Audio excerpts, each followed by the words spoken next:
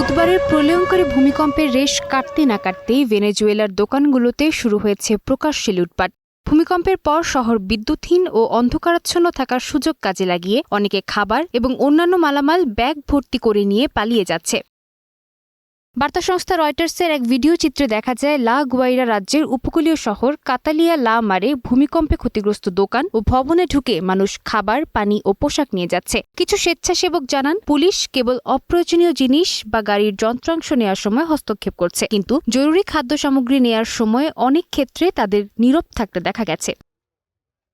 ভূমিকম্পের পর থেকে পুরো এলাকা বিদ্যুৎ ও পানি বিচ্ছিন্ন অবস্থায় রয়েছে। জরুরি খাদ্য সহায়তা এবং ত্রাণের অভাবে সাধারণ মানুষের মধ্যে চরম হাহাকার ও ক্ষোভ বিরাজ করছে। স্থানীয় বাসিন্দাদের মতে, তীব্র খাদ্য সংকট ও মানবিক বিপর্যয়ের কারণেই মানুষ বাধ্য হয়ে লুটপাটে জড়িয়ে পড়ছে।